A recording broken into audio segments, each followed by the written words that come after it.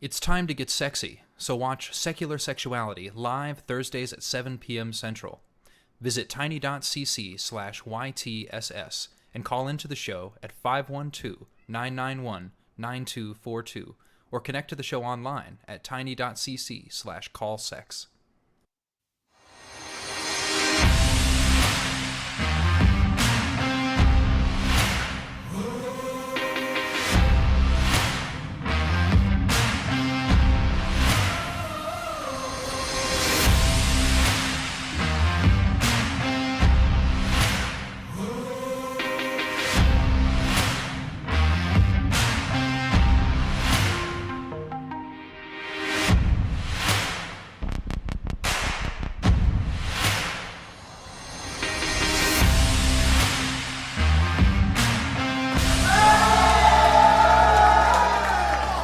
Hello and welcome to Talk Heathen. Today is Sunday, December 11th, 2022, and I am your host, Student Dr. Ben, and joining me today is somebody that we stole from the nonprofits, but it's okay because we're going to give him back right after this show.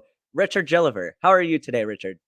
I'm very, very good. I'm always very excited to come on to Talk Heathen. I'm always very excited to work with you. It's been a while since we've worked together. I'm looking forward to this. I'm looking forward to seeing what kind of calls we get and how we can disassemble. Definitely. I think the last time I was on a show with you was on the nonprofits not too long ago. And then we've just, the tables have turned and you're joining me here on Talk Heathen. So it should be a great show today. But with that, Talk Heathen is a live call-in show. So if you want to talk to us on the air, you can call in at 512-991-9242. Or from your computer, you can go to tiny.cc/callth. Talk Heathen is a product of the Atheist community of Austin, a 501c3 nonprofit organization dedicated to the promotion of atheism, critical thinking, secular humanism, and the separation of religion and government. So there are some ways that you can support the ACA and Talk Heathen. So if you are not financially able to support the show, you can hit the like button on the video, subscribe to the channel, enable notifications, and comment below. Comment in the side chat. Let us know what calls you liked, what calls you didn't like, and engage with our show in that way. If you are able to financially support the show, you can become a channel member. So you can click the join button at the bottom below the video, and you'll get custom chat emotes, and you'll be able to help perpetuate the mission of Talk Heathen and the atheist community of Austin. And you can also spam that emote of me face palming whenever we get frustrated on the show. So that is one way that you can help us out. Also, below in the live chat, we have a fundraiser, and 100% of the proceeds go directly to the ACA, and YouTube does not take any cut of that. Today's goal is 666. I wonder why we'd choose that number. But if we can get to 666, I wonder if Jesus might smite us from heaven or something like that if we reach that number. So with that being said, we've got some callers on the line. Richard, are you ready to take some calls today? I'm always ready to take some calls. Let's dive straight in. All right. The first one, I apologize if I get your name wrong. We're going to take Vaclav from the Czech Republic. It sounds like you want to talk about miracles today. Mm-hmm. All right. So what do you believe about miracles? Okay. Hello. And I am sorry, I'm a little bit nervous because this is my first time in this show. But maybe I would like to start a little bit more broader. I am atheist, or let's say very fresh atheist, but still I am wondering what actually is the evidence what we need to prove that the God exists, or at least that we have a very good reason to think so. All right, Richard, do you want to jump in on this? What evidence would we need? Yeah. What evidence would we need to prove that God exists? I don't know.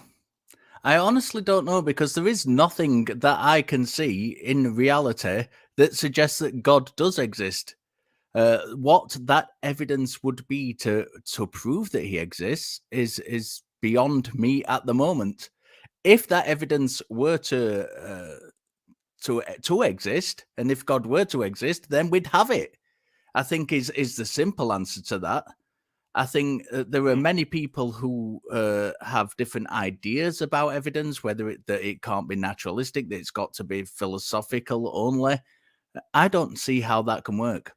I think when most cases of philosophical evidence for God rely on natural scientific evidence to demonstrate them anyway.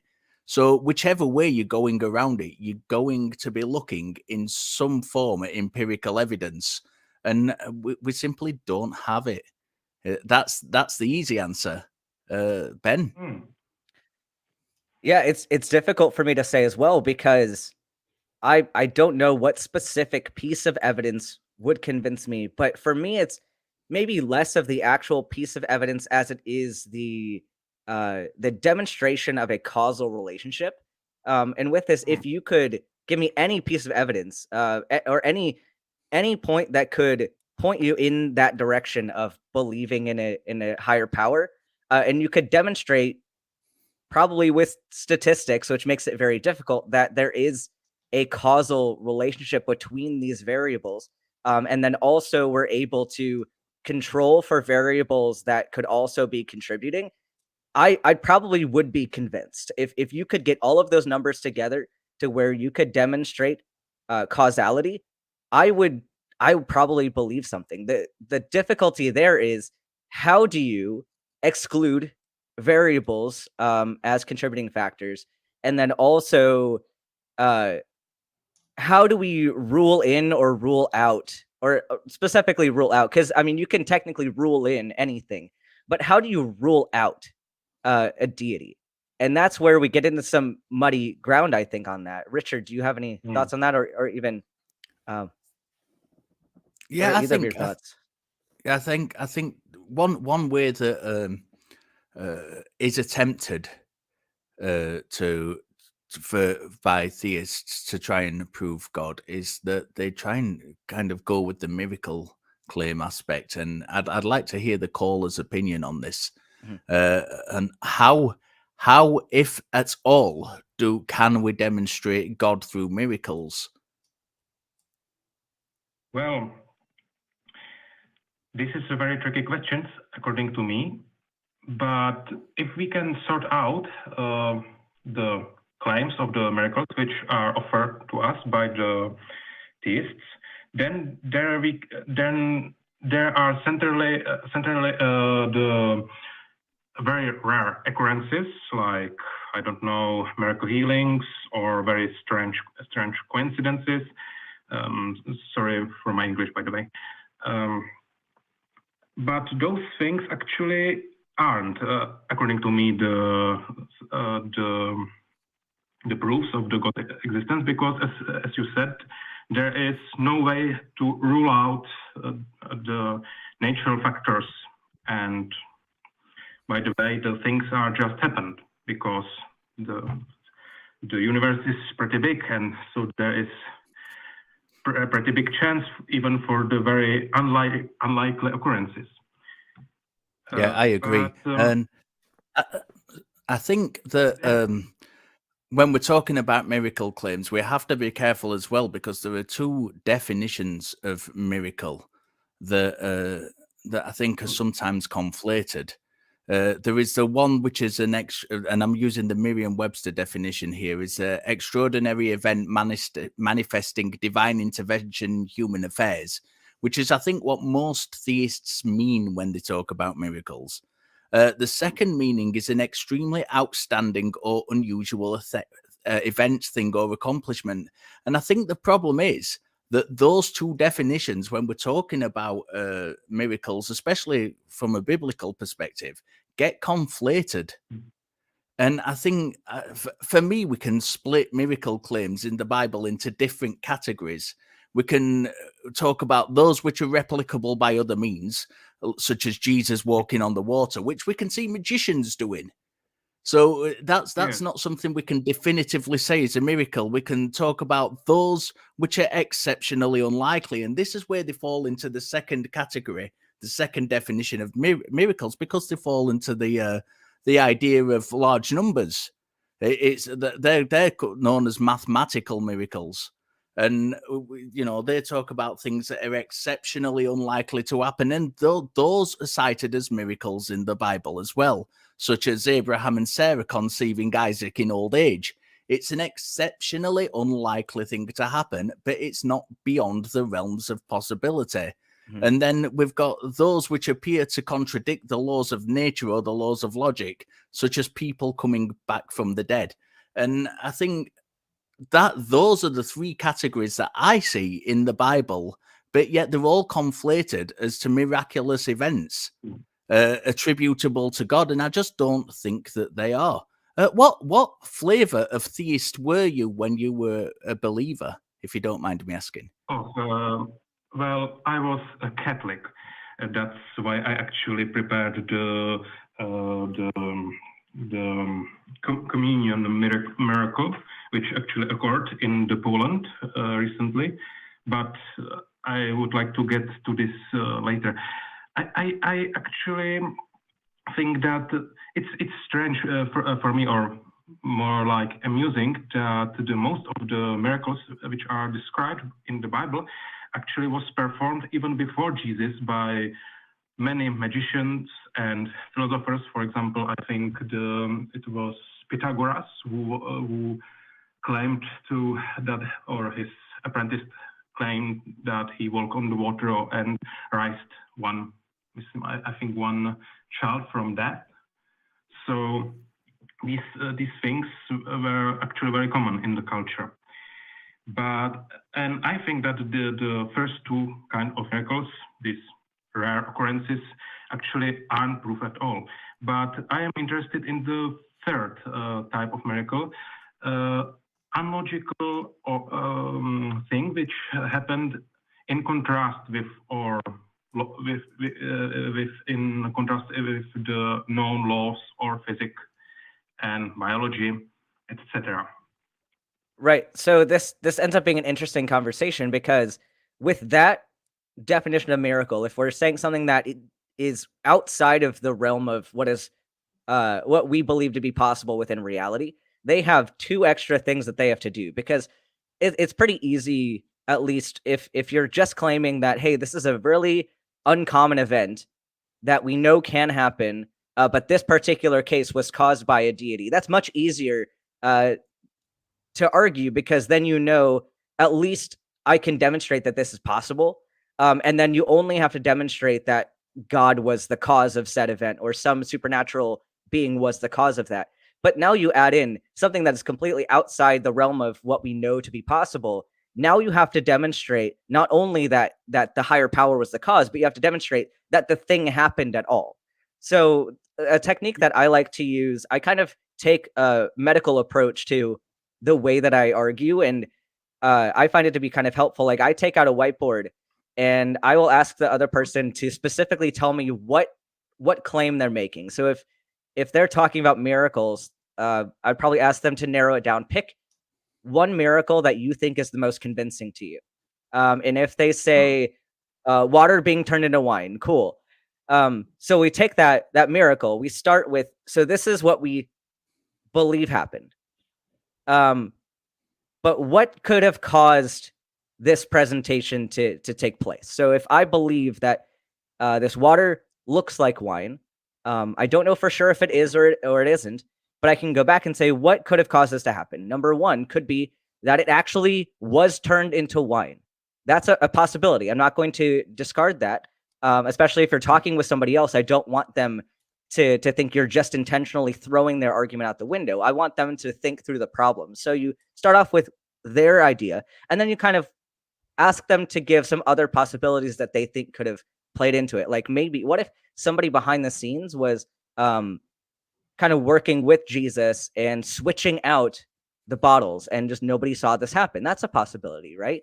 Or what if somebody added like some kind of dye or like food coloring to the water? Like, there are different possibilities, and then you can, after you have a list of them, you can go back and say, okay, what's the likelihood that this is the cause? And then you can figure out, how would I determine whether or not somebody was behind the scenes changing things? And then they have to think through, okay, well, maybe this is likely, I haven't necessarily ruled this one out yet, because I think the problem here is a lot of people will take the end result and they'll intuitively think what their brain's going to go to for why it happened. We oftentimes follow an A to C route. So if A is the cause and C is the end, people oftentimes miss step B in the middle. And sometimes you have to check yourself and go back in your thought process and think, how did I get from A to C? Are there steps in between that I just didn't think of? And why am I so prone to think that this one possibility is the only one? And this is something that it's a form of anchoring bias. So once you have in your brain that this answer is the most likely, it's very difficult to overcome that anchoring bias and think of other possibilities. So that's a technique that I like to use. I don't know if either of you have thoughts on that or different ways that you approach this conversation with people. Actually, I think this technique sounds kind of cool, and I think I'm starting it using in my thinking process about miracles. By the way, this miracle with wine, for me, the most simple answer is that the people who reported this, if it's really happened, were completely drunk when it occurred. So there is a problem with the source from the beginning. But for example, I mentioned the Eucharistic miracles in the Catholic Church. They believe that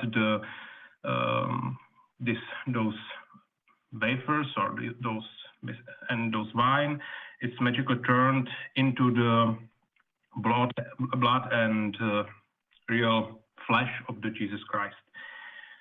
Well, and it's mean literally. When I was a Christian, I actually believed that there is some kind of essence or something like that, because it's very hard to love someone and then eat his flesh and drink his blood. I mean, it sounds like from some cheap horror.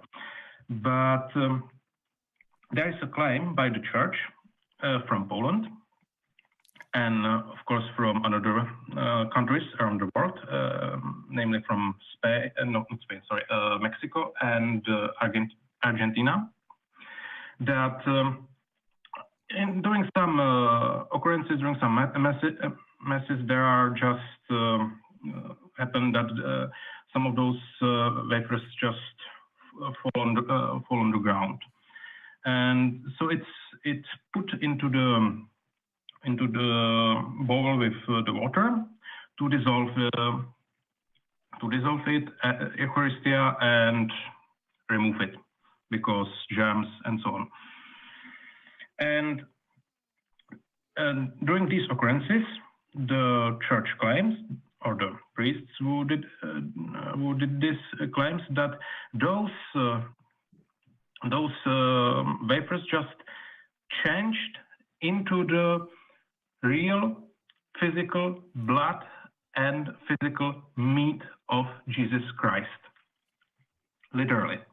And it was sent in each cases. It was sent to university on pathology. I think that this is a little bit a game from the church, but that doesn't matter.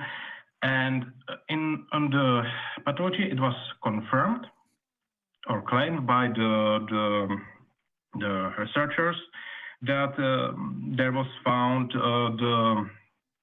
some remnants of the human tissue. I mean, I think from the heart muscle tissue. Yeah, the difficulty with these claims is that they're not thoroughly tested. And I was having a conversation with a Catholic recently about it was from Argentina actually, about a similar. It wasn't the exact case you cited, but it was a similar event where they took some soft tissue and found it to have lasted longer than it should be. And there's no no corroboration of these. The idea is that we say this, it's sent away, it's tested, but who's doing the testing? Who's doing the work to find out if this is actually the case? Which medical bodies are involved? Right, that's my question too. I was cited a medical paper from I think it was from 1976, which apparently evidenced a miracle claim from 1988, I think it was. And the person who I was talking to didn't even seem to realize that they'd given evidence from a paper that was published over 10 years before the actual miracle took place. This is how kind of invested people are in these ideas. But Ben, you wanted to say something later. Yeah, I mean, my whole thing was, how do we know that this study wasn't falsified? Like, how do we know that they didn't submit the wafer and a slice of tissue from like a cow heart or something? I don't have enough to say that this was actually that they sent in just the wafer and the wine and then got back a pathology report saying that it was cardiac muscle tissue. Like, that's a leap that I'm not willing to grant them just on their word for it. Like, certain things I can take somebody more at their word for being a less extraordinary claim, right? Like, if I were to send a tissue sample from a surgical case that was of someone's heart surgery, like if someone had a mass removed from their heart and they sent it off to pathology, it would not take very much to convince me that the pathology report said that this was cardiac tissue, because it's consistent with what we know about heart muscle and where we took the mass from. But now, if people are saying that I submitted a communion wafer and this was read as cardiac muscle tissue, that takes a lot more for me to confirm that this is actually what was read, and they didn't pull data from other places, or they didn't skew the results in some way. So I wouldn't be convinced by that, and I'm honestly amazed that people aren't thinking through the holes in that particular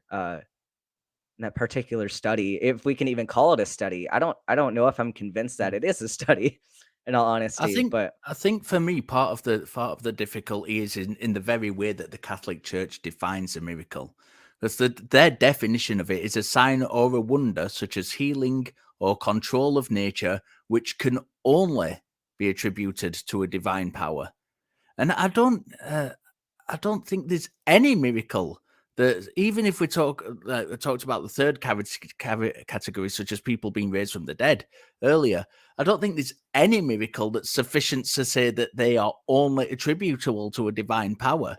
If somebody appeared to be, I mean, and we have the idea that people raised from the dead all the time, but what I'm talking about is when you're brain dead, when you're clinically dead, because death, of course, is a process.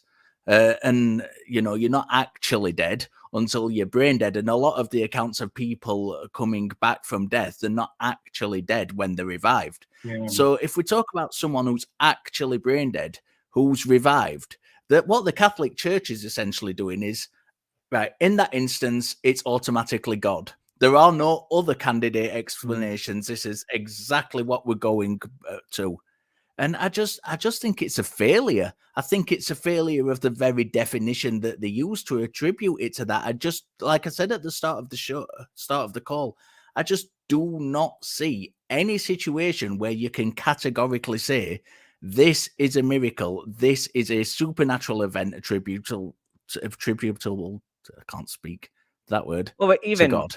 Even with that, like, talking about brain death and people coming back from the dead, there are several criteria that you have to meet to actually be declared brain dead. So I'm currently on an ICU rotation right now, and unfortunately, I've seen brain death on this rotation. I've assessed people for brain death, and in order to classify somebody as brain dead, you have to go through all of their reflexes, because certain reflexes are last to go and are indicative of certain brainstem functions that they might still have a little bit of. You have to, like, make sure they're not sedated for I think 72 hours, and then you test them. You do an apnea test, so you see if they can they have some respiratory drive at all. So there's multiple criteria to declare somebody brain dead. And so if you have to go through this process of several days before you're declared brain dead, it's very difficult to then say, yeah, this person was like technically dead. They were pulseless. They had whatever other criteria.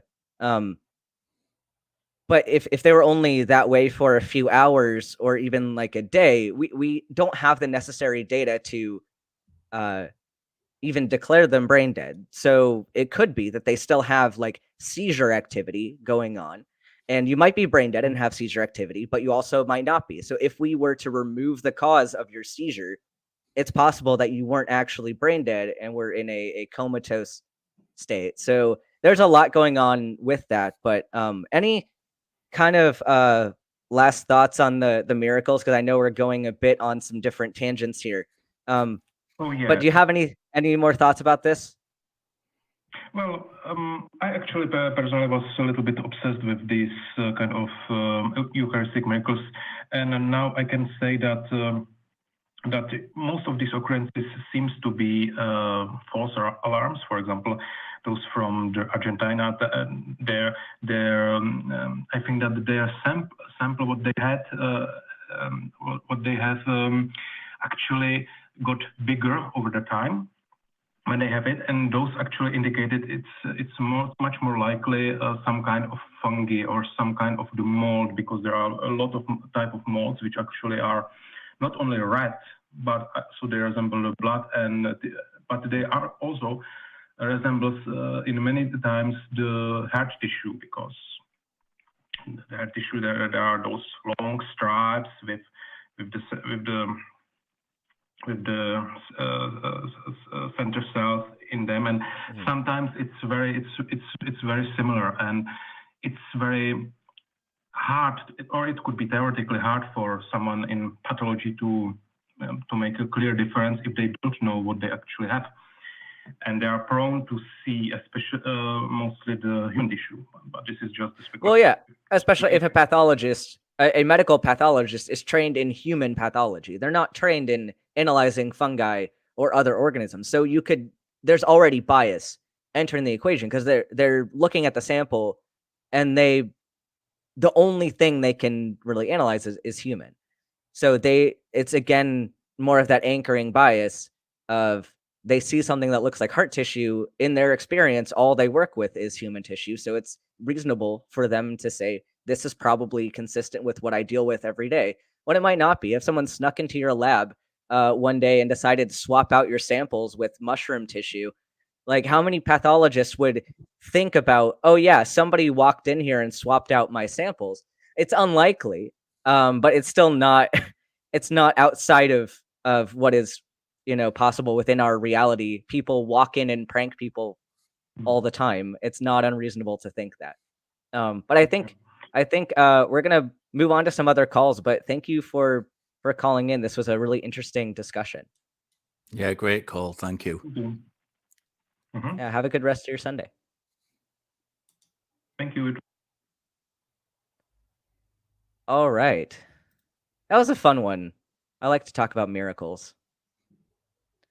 So there are some other ways that you can support the ACA, and I know we tell you lots of different ways every single week, but if you shop on Amazon, which I know I like to, then you can support the ACA at no cost to you. So you can go to tiny.cc/AmazonSmileACA and designate the Atheist Community of Austin as your selected charity, and Amazon will donate a portion of their profit directly to the ACA. And by now, you probably know that the Talk Heathen store is back up. And in fact, I've got myself some Talk Heathen merch. If Richard doesn't have Talk Heathen merch, he's wrong. He should get some as well. And everyone in the audience, if you don't have some Talk Heathen merch, you're also wrong. So you should go to the store that has a limited edition item only for this month. And every month we have a new limited edition item. So make sure that you get that before it goes away forever. So you can go to tiny.cc/the ACA vault to see all of our past offerings. And we're even going to let you save 10% off of your entire purchase by using the discount code The Vault. But remember, when the year ends, so does this special offer. So you need to get in right now. This, in fact, makes a great gift for any of the holidays that you might be celebrating this season. I might be getting some merch for holiday gifts, and you all should too. And also, we have a channel that houses all of the shows that the ACA produces in audio podcast form. So if you want to listen to this and not see my ugly face on the screen, you can go to tiny.cc/AEN podcast. And if you want to join us more in the community, you can go to the fan run Facebook page at tiny.cc/FBTHG. And in case you didn't know, Talk Heathen now has a TikTok, and we're going live there before the shows on Sunday. So go subscribe and join in on the pre-show on the Talk Heathen TikTok. I know that we talk your ear off with a lot of announcements, but I can't say this enough. Get your merch, because I have the coolest t-shirt, and if you all want to look as cool as I do, you're going to get it. So let's take our next call. We've got a couple on the line, but let's talk to Phil from Barbados.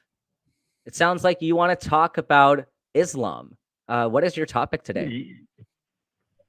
Yes, I've been speaking. I guess good afternoon, Richard and Dr. Ben. I have been speaking with a Muslim, and the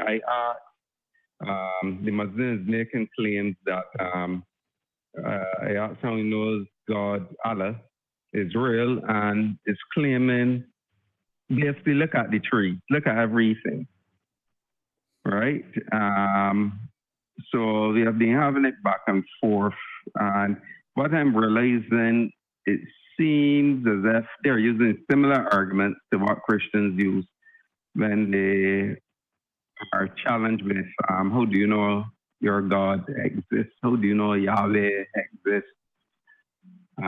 Using similar arguments. I don't know if Richard, I know Richard, where he is, there are a lot of Muslims.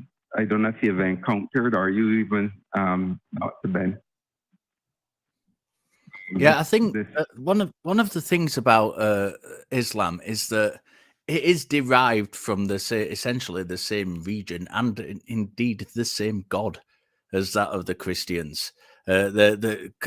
Collectively, the Jewish, Christian, and Islamic God are referred to as the Abrahamic God, because they all have Abraham in the traditions. Muslims believe in Jesus. They believe in Mary being the mother of Jesus. They borrow lots and lots of elements from Christianity. And part of that is also the kind of philosophical tradition that goes along with that. So what they do is, they inherit these old philosophical arguments that a lot of the earlier Christian fathers use. And they inherited them, they developed them. And indeed, that kind of comes back around. And now we see a lot of Christian apologists using some Islamic arguments, such as the Kalam cosmological argument, which was developed by a Muslim. And now we see a lot of Christian apologists using those arguments. So it's not, for me, it's not particularly a surprise that they use the same kinds of arguments to try and either prove God or, if you like, define God into existence, which is what a lot of them try to do, because they are coming from the same region, they're coming from the same traditions. Yeah, and when I asked about what is his understanding of faith, and I did also say he needs to provide evidence, actual evidence, and all that he's been saying is claims. So I asked him what is faith, but it seems as if he's dodging that question. I don't know, dodging, and then talking about talking about Allah sent prophets to show humanity the right way, the right path, and talking about scriptures and books, just like what Christians will do, and again, claim, but no evidence. And I keep pressing asking, what is his understanding of faith? Still has not answered. Yeah, this is pretty much the kind of definition of argument you get from kind of any religious person, whether critically whether they're theistic or not. If they have a supernatural claim of any kind, it doesn't have to be about God. It could be about rebirth or reincarnation or something like that in the Eastern traditions. Yeah. And what you get, as you correctly say, is claim after claim after claim. It is literally stacking claims on top of each other. We have a shared reality that we all live in, and on top of that, people have to define their supernatural claims into existence, and the only way they can do that is to stack them on top of each other. And it's unfortunate that when we're talking to religious people, and I like to give religious people respect if I can. I visit mosques regularly, I visit churches regularly in Buddhist temples. I do like to give people as much respect as possible, but there has to come a point where you say, when you're speaking to some individuals, it becomes apparent that they're being dishonest, and when they're using things such as trying to redefine faith into being kind of the same thing as the trust and the experience that we all have. For example, if we go and sit on a chair, you might have a religious person say, well, we all have faith. We all have faith that when we sit on a chair, it's not going to break between us. They know full well, as do we, that is not the same faith that we're talking about. Where that is not the faith that they're attributing to having believe in their God. And it is immensely frustrating on occasion. I don't know if there's a way around it. I think you have to take the individual on their own basis, and you talk to some religious people and they're not like that. They're fantastic to talk to. Unfortunately, you're always going to get these kind of into these frustrating conversations, no matter how hard you try, where people do stack these claims. Yeah, I think it's one that's go ahead. Sorry. Oh, it's very difficult to handle some of these discussions sometimes, and this is a lot easier said than done. But taking them off of their script, because once, like, if they think you're leading them on this pathway to your gotcha point from the atheist perspective, like, well, gotcha, you just said that faith isn't a good way to evaluate truth, and like, yeah, they probably, like, as much as that your argument's going that way, like, most religious people they're not dumb. They're very intelligent people, and they can also see, just as much as I can see when a Christian is trying to lead me to a point that they want to make. A lot of times they can see when we're leading them to a point we want to make.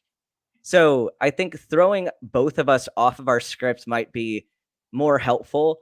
Even refraining from directly pointing out, like, that's a fallacy or whatever, because people can be put on edge and immediately go back to their script. Whereas even if you wanted to explain that they used a faulty thought process, take it out of philosophical language, put it into just comment like, hey, I think you're making a connection between these two that isn't really there. Like, if I say that versus you're making an equivocation fallacy, like, one sounds a lot more hostile than the other one. One sounds like I'm just trying to understand your thought process and, like, what do you think about this particular conflict? Like, I think getting them to honestly open up a bit and explore that on their own might be a better way to get there. And it's not always going to work. Some people don't want to follow you honestly down that. Some people will hold on to their script as much as they can. But I think sometimes people are more willing to open up to that. And I think more people than we give them credit for are open to that kind of thing. So does that kind of help at all, Phil? Yeah, and one more thing, and as usual, I know you all will have heard Muslims trying to say that the Quran, the Quran before what we know about science, the Quran had it in their book. Because he went down that line too, right? he was making the claim that the Quran had advanced, well, that the Quran, the scriptures and the prophets had advanced science today. Yeah, that's another claim we get a lot in Islamic circles. We do get that claim. We get it in Christianity and we get it in Hinduism a lot as well. It's a claim we get, from a lot of traditions. I think it's one of those things where if you take the claims individually and look at the claims, they don't bear out. One of the popular ones is that Quran explained in detail the expansion of the universe, and of course it didn't. It didn't say any such thing. It made there's one line where it talks about God extending the heavens outward, and that's simply a post hoc rationalization. That claim was never ever made until the Big Bang Theory came about. No Muslim before the Big Bang Theory said, look, the Quran talks about the Big Bang Theory, which explains the beginning of the universe and its expansion and how matter is distributed. Nobody ever did that until after the Big Bang Theory and the detailed scientific explanation came out.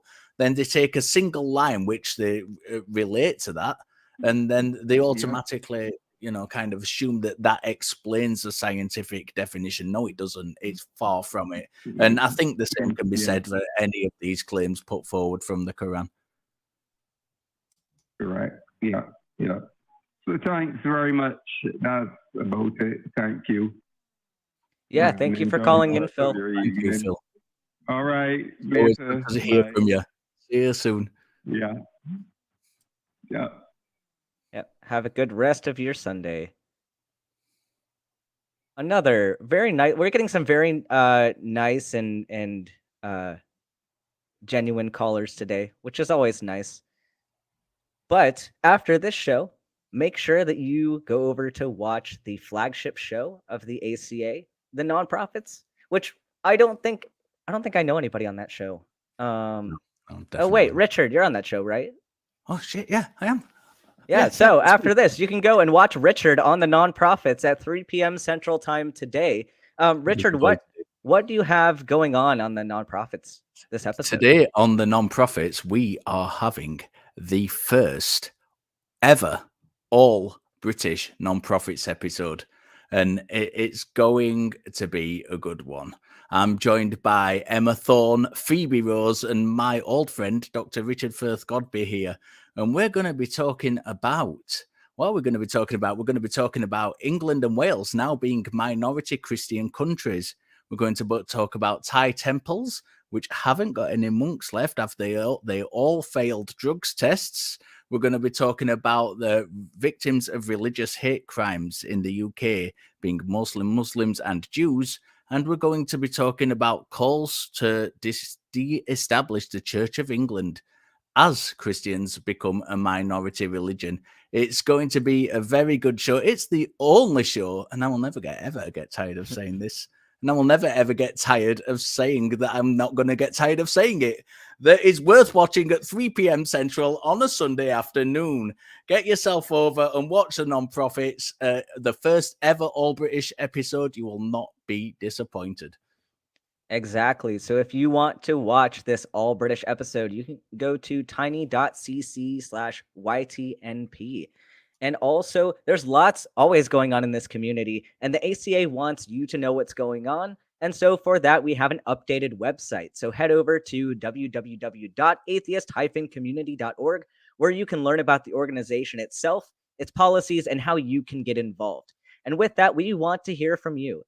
We want to know what you liked, what you thought was effective, and things that you didn't like. So if you want to send us an email, you can do that over at tv@atheist-community.org and let us know what you think. But the ACA has several other shows like the Nonprofits, like we're just talking about.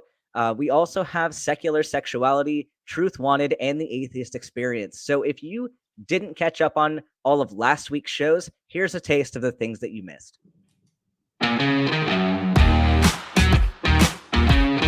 Interaction with people in the faith doesn't mean acceptance of everything that they believe, Mm-hmm. right?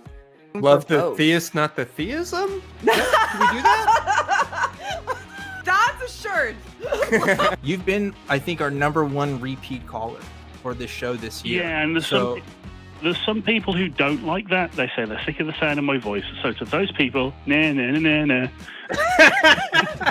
All the parents out there, talk to your kids. Understand what they're learning. And if you don't like what they're learning, they still have to get a passing grade. So teach them what you want them to know at home. At home. You love to come on and you love to really obfuscate and pontificate and other large words so that I get closer to my J-Mike transformation. Final form. Because we all know that Islam is true, right? But they're not authorized by God. They're created by man. It says in their book that they are. I could write a book and say that this is God speaking. That's different from exactly. Yes! You just hit the nail on the head, dude. That's exactly right.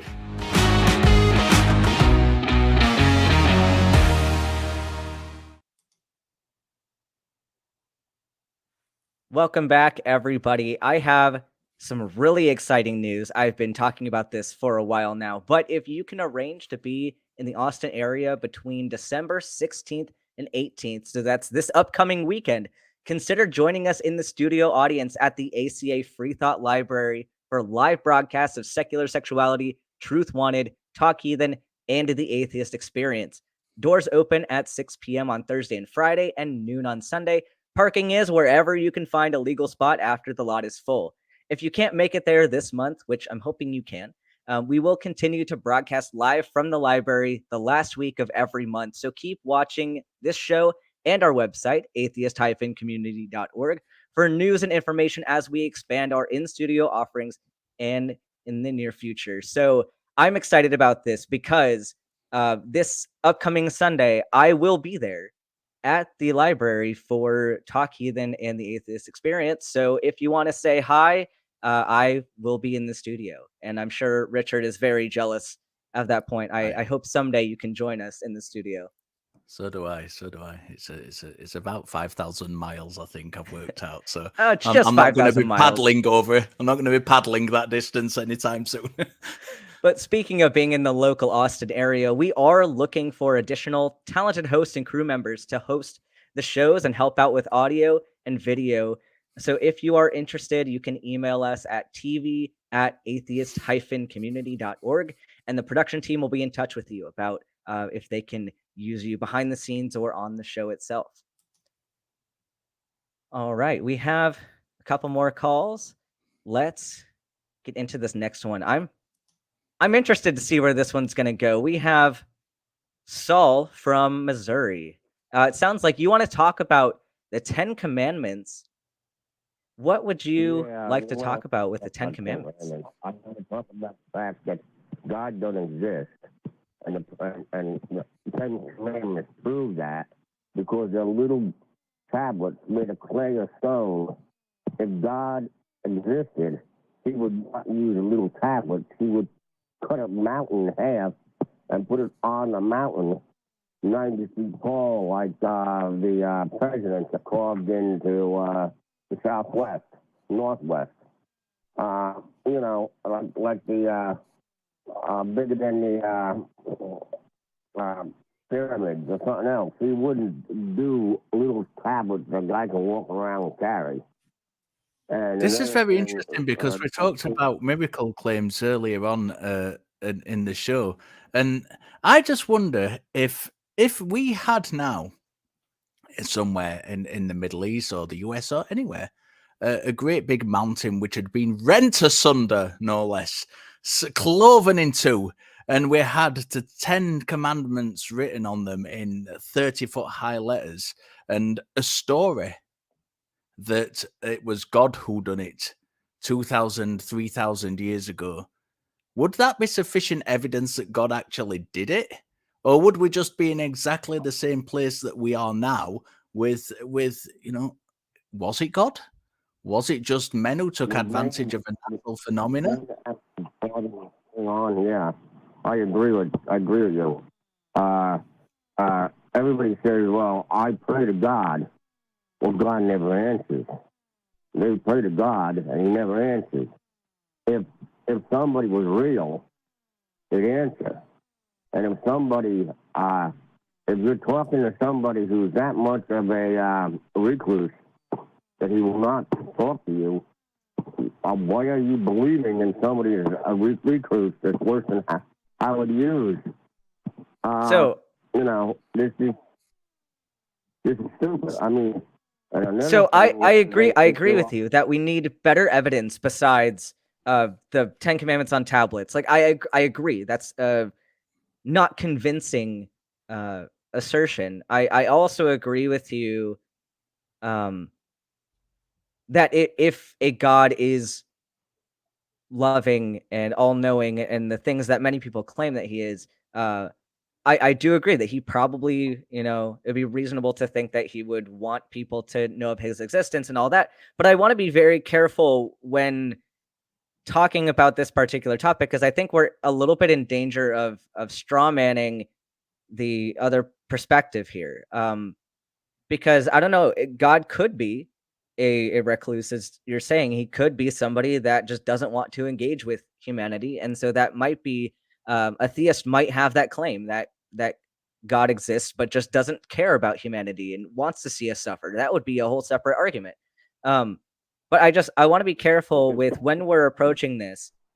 While I might agree with some things, that the way that we argue this particular point, that we're not making the same problematic arguments that we see from the other side. So even if God, like Richard was saying, even if God put the 10 Commandments on the side of a mountain, we still run into, okay, how do we know that this was God?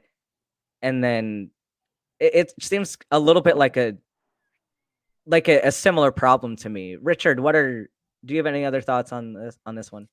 Yeah, I'm kind of in the same boat. I don't know. I think if we're talking about the biblical God, there's a very, very, very, very simple way that he could prove to everybody, according to the Bible, that he exists, and that is he could place sure knowledge of himself on our hearts. He does it. He does it in the Bible. It's something he can do. It doesn't mean that we have to worship him. We can still choose not to worship him. It wouldn't affect what Christians call our free will in any way, shape, or form. It seems to me ludicrous that that's not the way he does things. I do slightly disagree with the caller in that I don't necessarily think that just because God can do something, he does have to do it. If God wants to sit back and pretend he's not there, he can do. If he's all powerful and he chooses to do that, that's perfectly within his remit to do so. It does call into question the claims about God that religious people make, and that he cares for us and he loves us and he wants us to, join him in his eternal heavenly kingdom, wherever that might be. But I don't see that it's necessarily against any kind of laws of logic or any religious kind of I've lost my wording. Okay, any doctrine that he should do so. Another point I'd like to make: if God existed, and the Egyptians thought that he was at the end of the Nile, and when the man got to the end of the Nile, the floodwaters of the Nile, and found out that God wasn't there. And then the Greeks thought he was on Mount Olympus. And when they climbed Mount Olympus and they found out God wasn't there, and then the people in the 17th century and 16th century believed that God was sitting on the clouds, on top of the clouds. And after the Wright brothers, and we flew over the clouds, and God wasn't there. Most religionists said we're stupid and we forget it, but they don't. And the reason they don't is they're scared of death.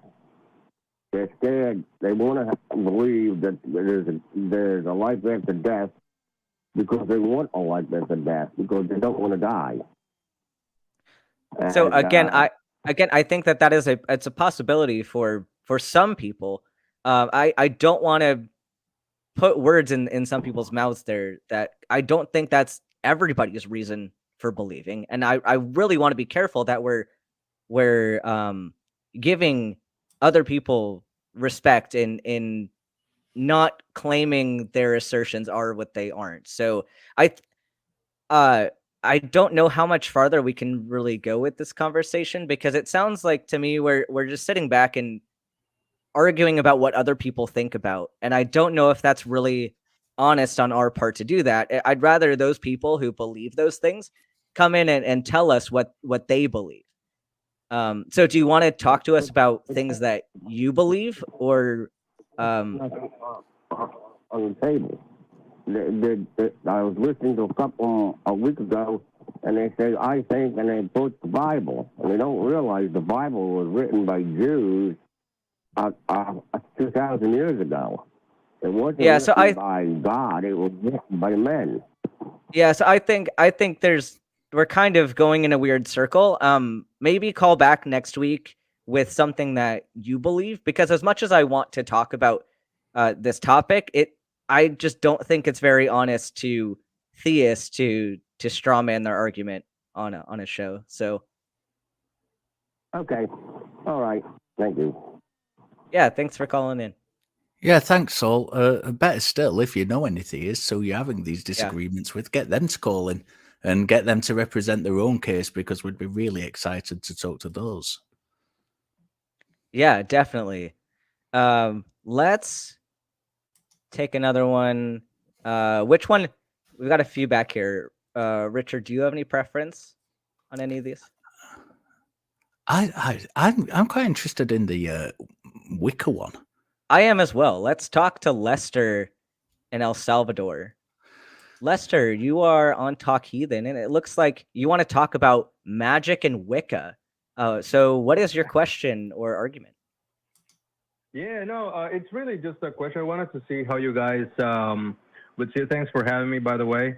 It's just really, I'm a bit curious about this. I'm an atheist myself, been for a while now, more than 15 years. But, you know, even though I'm an atheist, I'm the type of person that likes to challenge my views. You know, I don't go trying to find information that confirms what I said, but I like to go for things that are completely different. And one guy actually added me, when he learned that I'm an atheist, he added me to like this group of people that practices magic. And I started learning, I started reading a lot, you know, about magic, how it works and everything. And it's kind of, in a way, I have to admit that it sounds crazy. Like, I'm not going to lie. It really sounds like a crazy thing, especially the ritual parts. You know, it's just something that I don't see myself going through all that. It's not in me, you know. But at the same time, it's kind of interesting to see their point of view that, you know, we cannot, well, they tell me that because I'm an atheist, I'm blocked, right? And I cannot see all these things that happen around me and all that or whatever. But yeah, they pretty much explain that, you know, materialism and physical world is very different from other dimensions, and it works different in other dimensions. And this is where all these entities or whatever are. You know, and it is only possible to access to those if you actually start doing all these things. You know, that's where I get stuck. I didn't go from there. I'm not willing to go through all the rituals and doing whatever things that they do. But I just wanted to know what you guys think about that. Could it be that somehow we are blocking ourselves here to the other sorts of forms of reality? I mean, could it be? Sure. The question here is, like, we're in a weird circular argument that's like, well, this stuff is real. But then when you ask me to justify why I believe it's real, it's like, well, I've experienced this and you can't unless you also experience this. So then it just keeps going in this endless circle, and it's very easy to avoid having to provide evidence. So am I convinced that it's real? No, I have no reason at this point in time to believe that there's some magic that I am blocked off to. And I would hope that these people could find a way to show evidence that this is in fact true. if this magic, especially if they say that this magical realm somehow has influence on this physical realm, they should be able to show that connection. Because if you're going to intervene with the physical realm, there's going to be something like that is affected by that definition. So even if the movement of the air, like we can't see the air, but we can measure air currents.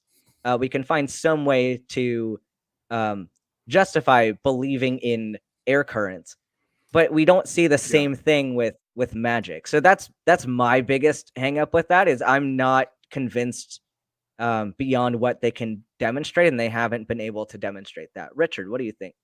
Yeah, I don't know if this is directly related to magic, but I used to be the kind of resident skeptic in a ghost hunting group, and the amount of times I've been told that the Ouija board doesn't work for me is because I don't believe. It's silly. It's the same tricks that psychic mediums use when they're trying to get through to people, and if they get the information wrong, it's because they tell you you're not open. It's the same kinds of trick that MLMs use when they're trying to sell you things. And if you're not interested in buying, they say, well, you've just got to trust us. The results will manifest. They will manifest, but you've just got to take that first step and believe. It's not really very useful as a form of justification for what you believe. I'm kind of with Ben. There's every possibility that it could be true. I don't think that's true. Whether it's true or not is absolutely irrelevant as to what the justification you've got for believing it.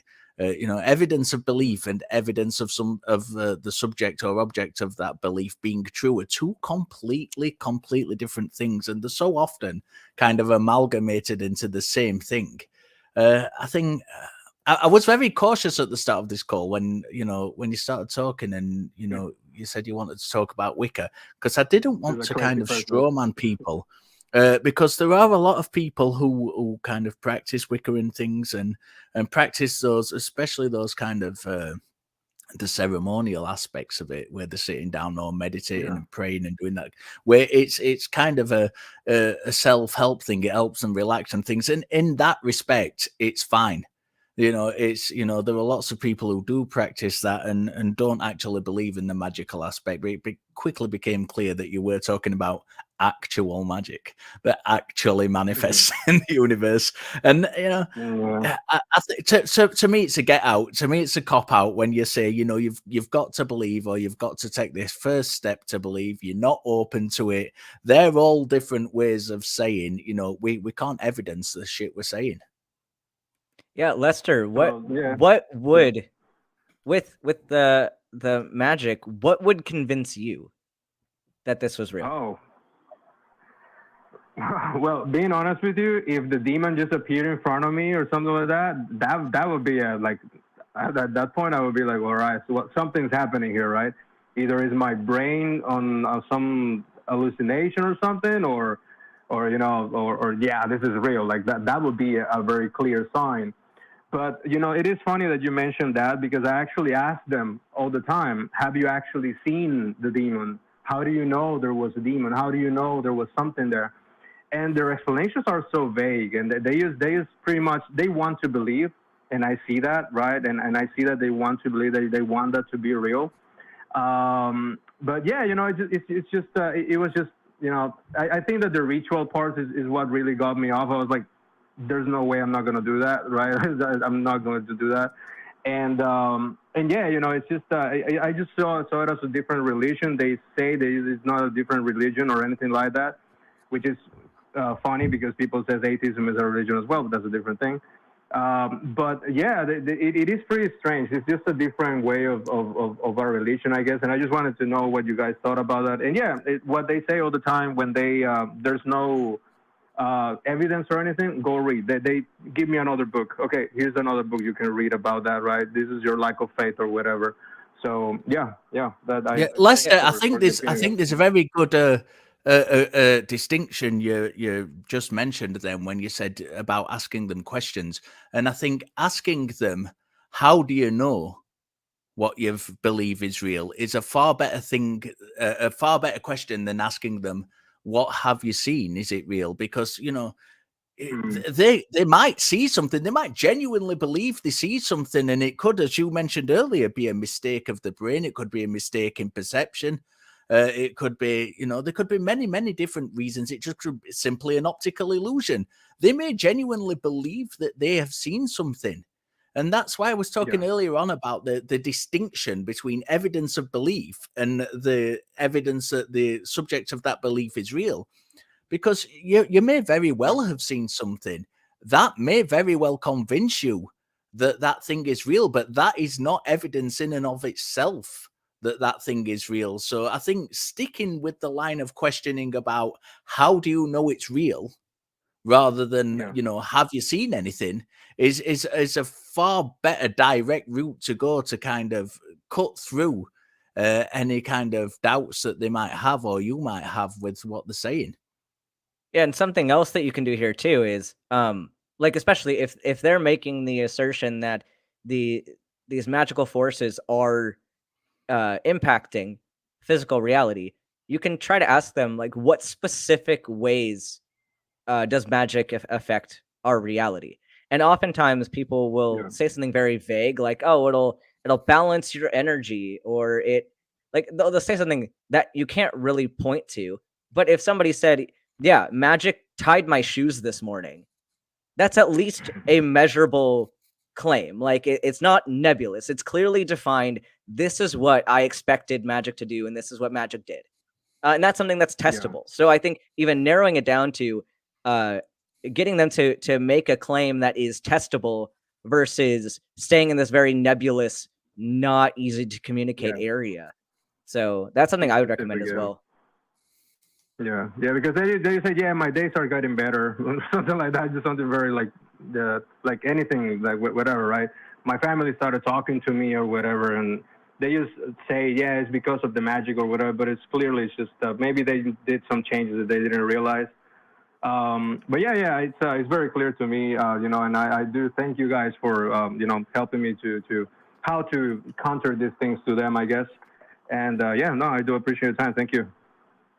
Yeah, thank you. Thanks for calling in. Definitely call back if you have any other thoughts on this matter.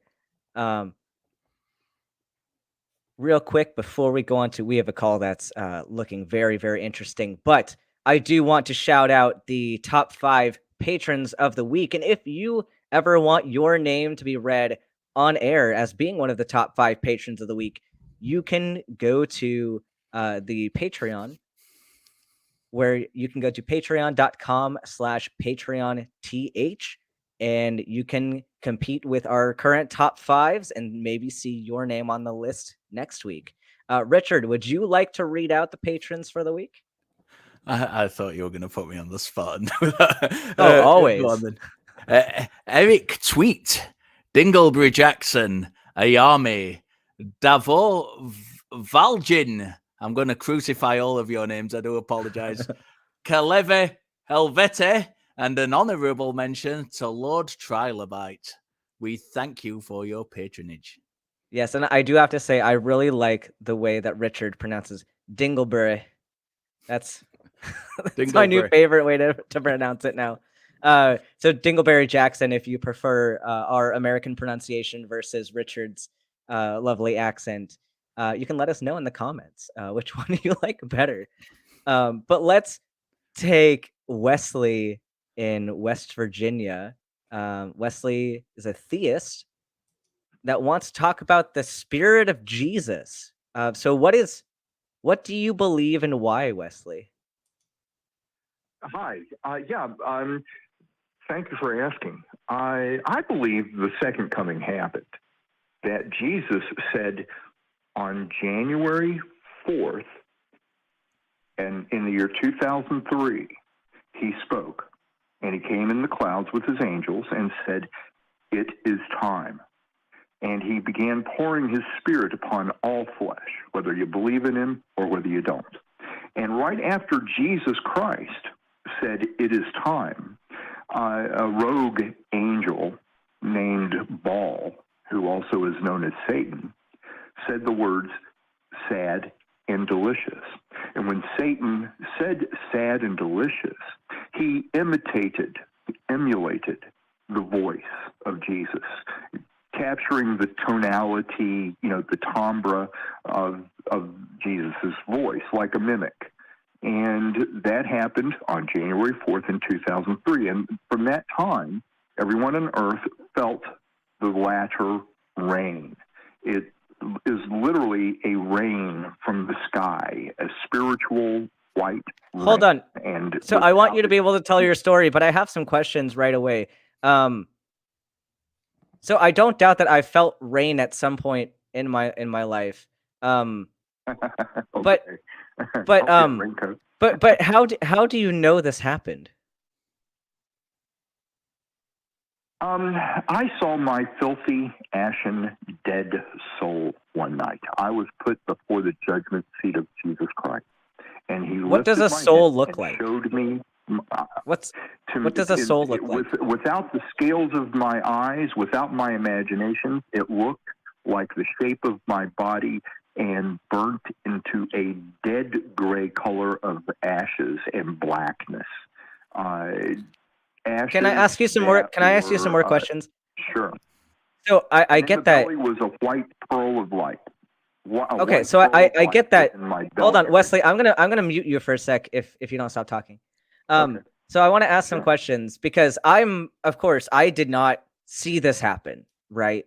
And I believe that you believe that this happened. So I want to see if I can get on the same page as you with what happened. So at the time that this happened in 2003, what were you doing? What were you doing right before this whole thing happened to you? I was homeless in Chicago, living. I had found a warm spot on a roof of a place called the Paper Source near the Art Gallery District of Chicago, near the L.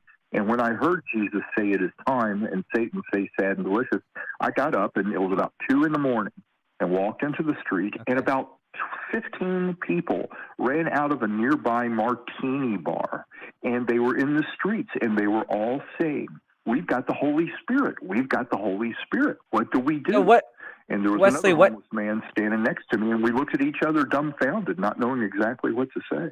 Wesley, what time of year was this? You said January? This was in the year 2004 or You said it was 2003 on January 4th, and it was 2 a.m. Okay. So it's 2 a.m. About 2 o'clock in the morning.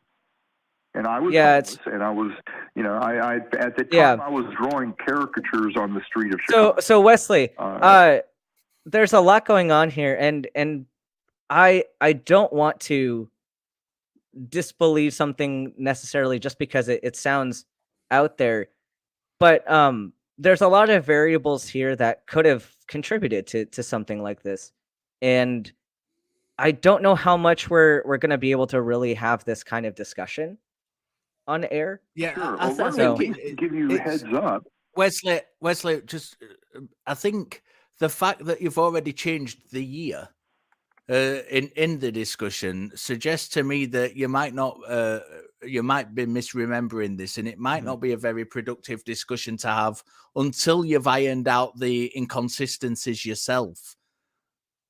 Well, nothing is hidden. I think this might be a callback episode question. I will toss you violently like a ball. So, yeah, I think we're gonna maybe, if you want to revisit this call in the future, some things I'd like, maybe if you were to call back, is to try to figure out what parts of this story might have been influenced by other variables, such as if you were cold and outside in January, some things like hypothermia can contribute to things like this, or hypoxia. If you were hypothermic and then not getting enough oxygen, that could impact this as well. And I'm not saying that what you're saying necessarily isn't the case, but I think that there's some variables that we need to iron out here. So if you can take your story and then figure out a way to tell us kind of the evidence behind this story being true, besides that you had this experience, that might be, I think, a better direction to take this. But Richard, any final thoughts that you have on it? Yeah. I think I'm incredibly old, and I was. It's still incredibly old in 2002 and 2003 and 2004, which were all different dates that he gave regarding this event happening. And I don't recall any event happening in the skies with Jesus, throwing things out and rain coming down and changing anything. So I think, if you're going to call in with a story like that, at least get kind of the details straight yourself before you call in, and get a coherent story for us to actually respond to. Mhm. Right, and something like that too. Like, if you'd like to call into the show, we want to have a conversation with you about what you believe and why. So it's important that we do leave room for the conversation and don't try to just tell a story without giving some room for a back and forth. So let's move on to let's talk to Cameron in Minnesota. Cameron, it sounds like you want to talk about your best friend who named you the godfather of their baby, and they think that you are a believer. So that sounds like a rough situation. Can you tell us more about that? Okay, so like literally, I'm not even shitting you. Like before you're like, just as you guys started the show, I got a knock on the door, and he showed up, and he's got his brand new like 2-day-old little baby boy, and we're doing the whole he's so cute, he's everything, and then he kind of pulls me aside and he's like, hey, we're having a get together with the family and everything. He's like, I'd like to make you the godfather of my child, or basically, because he's not my actual brother, but like it's same situation. And like he knows that I'm an atheist, but like he doesn't acknowledge that I'm an atheist. He's like, he's like, you really believe, like everybody really believes, like God the Father has written himself on everybody's heart. And he's like, but they're having like a big family get together in a couple days for the baby's birth or first birthday or whatever you want to call it. And like, he's like, you being the godfather, would you say something or stand up and say something? And then like, if anything ever happens to us, would you be the one to, take care of them and all that? And I just wanted, like, I don't know how to like get it across to him that yes, I'm willing to do those things for the child. Absolutely. No questions asked. But like that he accepts the fact that I am a non-believer, and he just doesn't want to like accept that. And like he's told his whole family that I'm gonna be the godfather, and like he hasn't even mentioned to anyone or any like that I keep saying that I don't believe, but he keeps saying that I do. It's just a really weird situation to be in.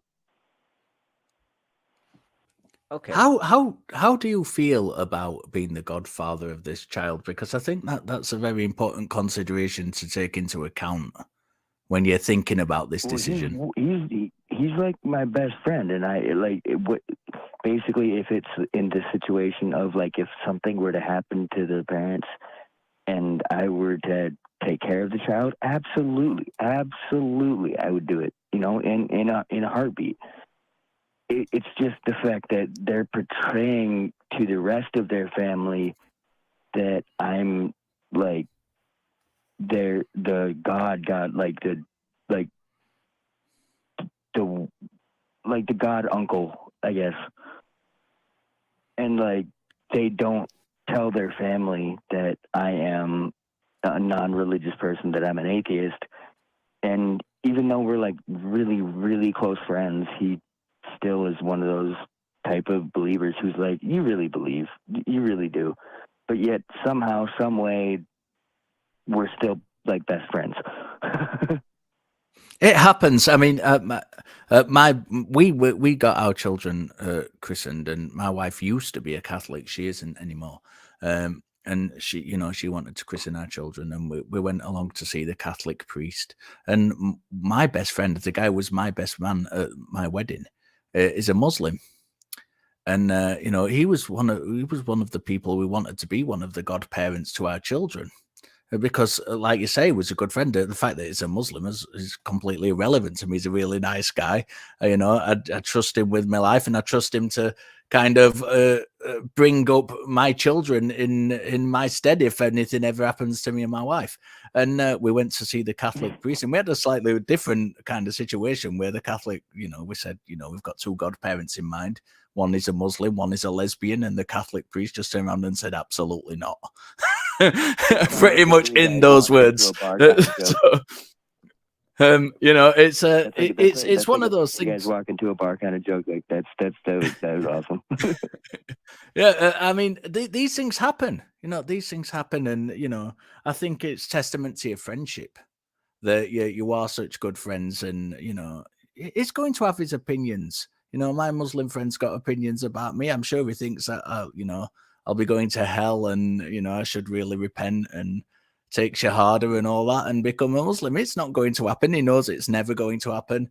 It's kind of something we leave unspoken. I think the friendship part of this is the most important part, and how comfortable you are. I'm supposed to stand up and like when they have the family thing this next weekend here, I'm supposed to like say something, and like they all think that being as their family is so religious and he appointed me quote unquote the Godfather, I'm supposed to basically, for lack of a better term, give like a mini sermon about something. I don't even know. Here's what you can.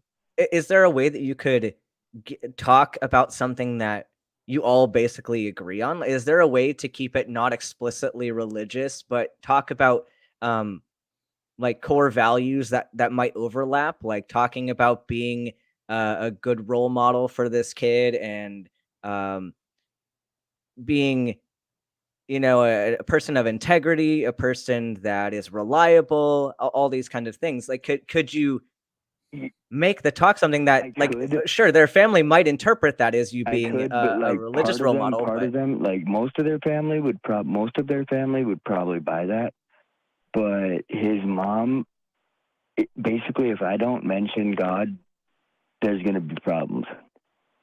Well, so that's unfortunately, if that's the way it's going to go, you're going to have to make a decision for yourself there, and part of it's going to come down to, do you want them to know you're an atheist? It sounds like that the father of the baby like wants you to be the Godfather regardless. Like they want this decision to be had. So does their family's perception of you, like how much does that matter to you? And this is something that I don't relate care to. How they see me. Like I'm like, if I need to pretend to be a theist, you're damn right, I'm going to pretend to be a theist. I'm just trying to figure out how to like kind of Tokyo drift around it, Well, so no, that was my next question to you. Are you willing to kind of just pretend for the sake of the ceremony? Because there undoubtedly will be, parts of the ceremony where you're called to like protect the child under God's name and all that kind of stuff. And you will inevitably have to lie. If you're comfortable with doing that, and that I don't think there's anything wrong with doing that. If you're comfortable and if you're happy with the whole arrangement, and you seem to be pretty good friends with this guy. The parents know where I stand. It's basically, being as we're such close friends, it's mostly just like appeasing my friend's mom, and like, but the thing is like there has to be like a whole baptism thing, and like me mentioning, God. Yeah, so this again is going to be, this is going to be up to you, and neither one of us can make that decision for you. Like at best we can help give our thoughts, and you can like, maybe that'll push you in one way or another. But like while I'm not anybody's godparent, or I deal with this a lot in being trans. I have pretty much every area of my life I have to question whether or not I want to be out to somebody. and oftentimes I'm not. So I do relate to you in that sometimes you do have to lie to people for your safety and for what you're comfortable with.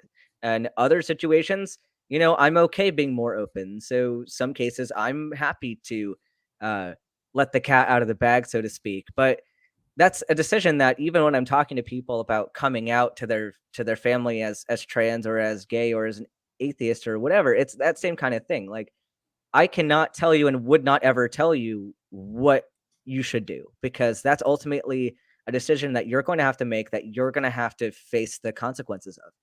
And I can tell you what I would do, but it's up to you. Sorry, It's totally up to you. And what are you willing to risk in this? What relationships are you willing to potentially lose, unfortunately? But I can't make that decision for you. So like my plan, and granted this is only like 2 hours old, but my plan was like, I'm going to try to talk about like secular humanist values, but without saying, secular humanist, just right. Yeah. And that was kind of going back to what I said earlier, but something I want to caution you about something here really quickly. And that is the fact that this news is so recent. Like you said, it's only a couple hours old. So your fight or flight responses are probably kicking in full gear right now. So I think maybe like it's great to process this, and I'm happy that you're processing this with other people and not just letting your own brain take over with it. But I do think it might take time to really come to terms with, what does this look like for me? What action am I going to take? What risks am I willing to take for this? And you might need to let yourself calm down a little bit and then revisit this idea, like sleep on it. And maybe in the morning you'll feel differently about this whole thing. But I think it's absolutely great that you're talking about it and that you're willing to talk about it. But like, don't jump to an absolute, this is what I'm going to do this early. I think because maybe take some time. When you said that, you literally just made me think of like, well, what if they find out later on that I wasn't an actual believer if I lie about it? And like you actually just like you gave me a head explosion there for a second. So yeah, you're right. You've got, I think you've got plenty of time. Don't know when they're planning on having the christening, but if the child's only a few hours old now, I think you've got plenty of time to kind of process 2 days this. old, but like I just met the child like an hour or two ago. Right, yeah. But I think I you've get got what plenty of time to process this information, and you sound like you've been having a pretty good think about it already. Which given that, it sounds like you've got your head screwed on, as we would say in good old Blighty. And I can't. Why can't I do an English accent? I'm British and I can't even do an English accent. It sounds like you've been thinking about it. You go in the right direction with your thought processes, and ultimately, as Ben says, it's your choice. But you're gonna have plenty of time to think about this, and get your thoughts together, gather your thoughts, and And I'm sure you'll be fine. You'll be a brilliant godfather by the sounds of it, whatever you choose to do. yeah, it sounds like you care a lot, and Maybe I can get a cool great. little mustache. Yeah, but something else that I mentioned this probably at least once a show, and no, they are not sponsoring me or anything. But if you need more people to talk to about this, Recovering from Religion is great for situations like this. They have people that are trained volunteers that are going to be more able to talk you through this situation. Should you have more issues that arise or more questions that you have, somebody can talk you through all of that. So highly recommend, if you think about this some more and still have some questions or need to process this verbally, I highly recommend giving them a call. Yeah, I've recommended a ton of people to the RFR before, and like it's actually, some of my other friends, like RFR has actually helped them like stop themselves from doing, well, let's just say doing really bad things to themselves. And like, yeah, RFR is a great resource. Absolutely. Well, any kind of final thoughts? We're right up against the end of the show, but it's been a great chatting with you, and I hope that everything works out. I guess just play video games. They're awesome. All right.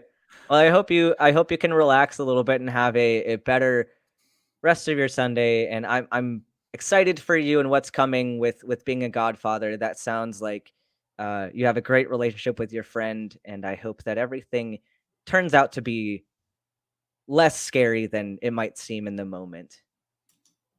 And with that, it's been a great show with you, Richard.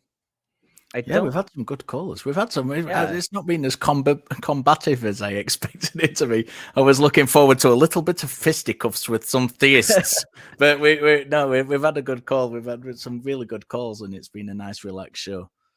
Definitely. So once again, I know we talked about the nonprofits earlier on in the show, but where can people find you next? How did they get to more Richard?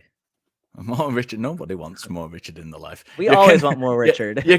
You can find me on the non-profits. I'm usually there a couple of times a month. Today, in fact, at 3 p.m. Central. If you head on over there, I will be there. We're doing the first ever all British episode. We've got some great topics, and I'm joined by some really, really, really good people. Go over there. If you've not seen the show before, go over there. Now is a perfect opportunity to go and see what it's like. And you're not going to find a better show on at 3 p.m. Central on a Sunday ever.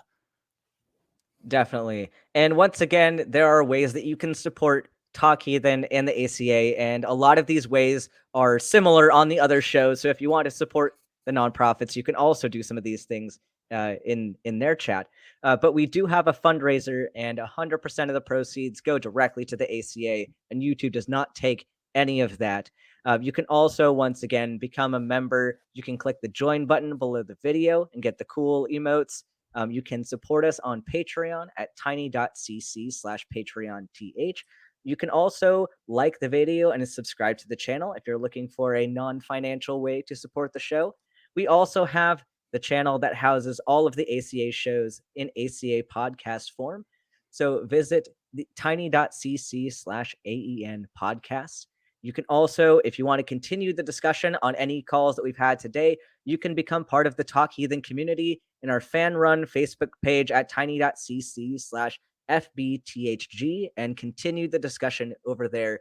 And once again, make sure you check out the newest version of the nonprofits, which some might call the flagship show of the ACA, which is going to premiere live at 3 p.m. Central Time today at tiny.cc/YTNP. And I say this every week, but there are some very spectacular people behind the scenes that we would not be here without. So let's go to the crew cam. Thank you, everybody on the crew, for making this a fantastic show. And I'm always happy to see your faces, your smiley faces behind the scenes. So what do you think about throwing out some love rings, Richard? I think we should do that. Let's do it. Throw 1, 2, 3. Oh, we're a bit late. That's fine. Ben, you're behind. It's the magic. Yeah. I'm behind. It's the magic. Your magic is more you're more in tune with the magic today than I am. So it's just I have a blockage in my energy. But whether or not you believe, if you're an essential worker, I know that there are COVID cases rising again. There's also a lot of flu and RSV going around. So if you are out there working and being exposed to all of these bugs and you can't stay home, we want to thank you, because no matter what you're doing to help out the community, your work is valuable. And if you don't believe, this is your community. And once again, we have all of those options of places where you can talk about all of these issues. If you're having things going on in your life that you need to talk to somebody about, RFR is a great resource for you. And if you do believe, we don't hate you. We're just not convinced. Bye.